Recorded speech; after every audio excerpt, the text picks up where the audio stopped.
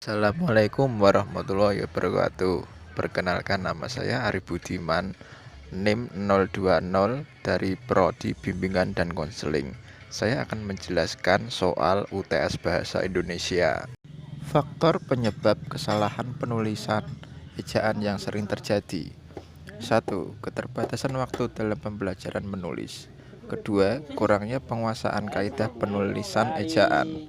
Ketiga, kurang ketelitian dalam menulis. Contoh: 1. Di Kudus, seharusnya di Kudus. Kedua, ke sini, seharusnya ke sini. Ketiga, kapanpun akan tetap bersama, seharusnya kapan pun akan tetap bersama. Langkah membedakan kutipan langsung dan kutipan tidak langsung. Contoh kutipan langsung: tidak mengalami perubahan pada teks yang hendak dikutip. Terdapat penggunaan tanda titik berspasi yang berjumlah 3 buah di bagian kutipan yang dihilangkan. Memakai tanda seru pada bagian kutipan yang salah. Terdapat tanda kurawal yang dapat digunakan jika penulis ingin menambahkan informasi pada kutipan yang dicantumkan. Kutipan tidak langsung: mengalami perubahan pada teks yang dikutip. Tidak ada perubahan ide pikiran dari teks yang dikutip. Disampaikan dengan gaya bahasa dan pemahaman penulis terhadap kutipan yang ditampilkan. Diakhiri dengan nomor kutipan, serta tidak diakhiri dengan tanda petik 2. Adapun nomor kutipan yang dicantumkan pada kutipan mempunyai fungsi sebagai catatan kaki yang menerangkan sumber kutipan berasal. Contoh kutipan langsung dan tidak langsung. Contoh kutipan langsung: menurut Pati 5 2013-17 menyatakan sejumlah cara yang dapat dilakukan untuk menentukan sebuah topik penelitian, yaitu pada penentuan topik penelitian, pusatkan perhatian dengan menggambarkan secara ringkas atau mind mapping, menyusun judul, dan mempertimbangkan apakah topik tersebut dapat diteliti. Contoh kutipan tidak langsung: tombol navigasi adalah sebuah tombol yang digunakan oleh para pembaca blog untuk mendapatkan informasi yang mereka butuhkan dari sebuah blog. Dengan adanya tombol navigasi, pembaca dapat mencari topik yang ingin mereka baca tanpa perlu membuka satu persatu halaman sebuah blog. Wahyu Syakban, Build Your Blogger XML Template, Yogyakarta, Andi 2010, halaman 197. Bedanya biografi dan bibliografi.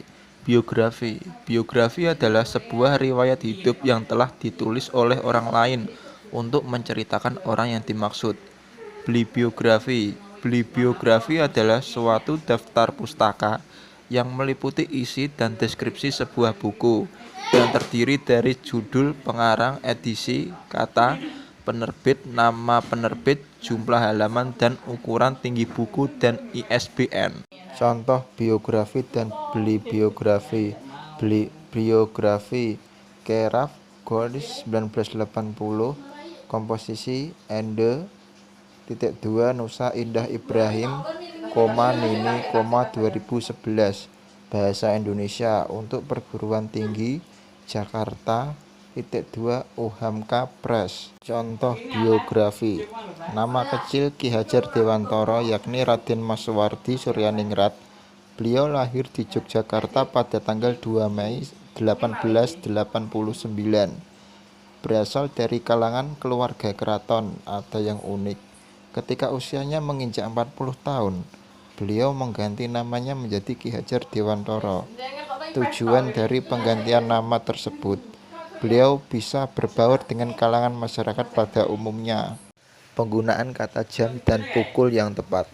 Jam menunjukkan masa atau jangka waktu yang sering juga disebut durasi. Contoh: Arif berlari selama 1 jam.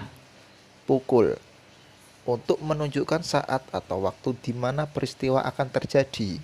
Contoh: Arif pulang dari kampus pukul 17.00 dimarahin ibunya. Kaitan antara sistem bunyi bermakna dengan penggunaan bahasa. Bahasa itu berwujud lambang sebagai lambang. Bahasa melambangkan suatu pengertian, suatu konsep, suatu ide, atau suatu pikiran yang ingin disampaikan dalam wujud bunyi itu. Maka, dapat dikatakan bahwa bahasa itu mempunyai makna. Katanya yaitu, setiap penggunaan bahasa itu akan memunculkan bunyi yang bermakna dari pengguna bahasa. Kesalahan penulisan pada tanda koma. Karena si penulis belum terlalu mengerti penggunaan tanda koma yang benar. Biasanya tanda koma banyak disalahkan penggunaannya pada kondisi berikut. Pemisahan unsur rincian dalam kalimat, koma pada rincian terakhir yang biasanya diikuti kata hubung koma sebelumnya tetap diberi tanda koma. Contoh, barang-barang yang wajib dibawa saat ujian adalah alat tulis, papan, kertas, dan kartu ujian. Contoh kesalahan dan pembenahan penulisan pada tanda koma. Yang pertama, 1, 2, 3, mulai. Seharusnya 1, 2, 3, mulai. Yang kedua, wahana wisata itu sungguh menyenangkan namun, cukup berbahaya bagi anak-anak. Seharusnya wahana wisata itu sungguh menyenangkan, namun cukup berbahaya bagi anak-anak. Buku, majalah dan jurnal termasuk sumber kepustakaan. Seharusnya buku, majalah, dan jurnal termasuk sumber kepustakaan. Saya ingin membeli kamera tetapi, uang saya belum cukup. Seharusnya saya ingin membeli kamera, tetapi uang saya belum cukup. Yang terakhir, hati-hati ya, jalannya licin. Seharusnya hati-hati, jalannya licin. Perbedaan dan makna dari tanda titik 2 dan titik koma. Tanda titik 2 dipakai pada akhirnya suatu pernyataan lengkap yang diikuti pemerincian atau penjelasan. Contoh, perlengkapan alat tulis yang dibutuhkan oleh siswa yaitu buku tulis, pulpen, pensil, dan penghapus. Contoh, media daring mahasiswa yaitu aplikasi Zoom. Tanda titik koma dapat dipakai sebagai pengganti kata penghubung untuk memisahkan kalimat setara yang satu dari kalimat setara yang lain di dalam kalimat majmuk. Contoh, hari telah gelap. Tanda titik koma, Arif masih membaca buku. 2. Arif jika tidur, lampu lebih suka dimatikan. Tanda titik koma, Lala tidak menyukainya jika lampu dimatikan ketika tidur. Kesalahan penulisan huruf miring. Kesalahan dalam penulisan huruf miring tidak serta-merta karena kurangnya pemahaman mengenai ejaan dalam bahasa Indonesia, akan tetapi bisa jadi karena kurang teliti dalam penulisannya, Sebab lainnya, penggunaan kata bahasa yang tidak benar, menggunakan istilah asing yang sebenarnya sudah ada padanya dalam bahasa Indonesia. Yang terakhir, menerjemahkan istilah asing sekehendak hati. Contoh kesalahan dan pembenahan penulisan huruf miring. Orza sativa merupakan salah satu jenis tanaman yang mengandung karbohidrat dan menjadi makanan pokok di Indonesia. Seharusnya Orza sativa merupakan salah satu jenis tanaman yang mengandung karbohidrat dan menjadi makanan pokok di Indonesia. Mengenal huruf konsonan dan huruf vokal. Huruf konsonan yaitu bunyi atau ujaran yang keluar dari paru-paru yang mendapat hambatan. Konsonan juga disebut huruf mati. Huruf konsonan terdiri dari 21 huruf, yaitu B, C, D, F, G, H, J, K, L, M, N, P, Q, R, S, T, V, W, X, Y, Z. Kalau huruf vokal, bunyi atau ujaran bahasa yang dihasilkan dari alat bicara yang keluar dari paru-paru yang tidak mengalami hambatan. Huruf vokal terdiri dari A, I, U, E, O.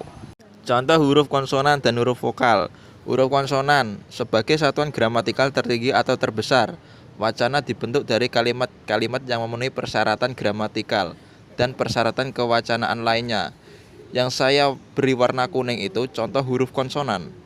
huruf vokal. Adapun koherensi merupakan hubungan yang semantik antar kalimat atau antar bagian wacana, yakni hubungan yang serasi antar proposisi satu yang lain atau antara makna yang lain.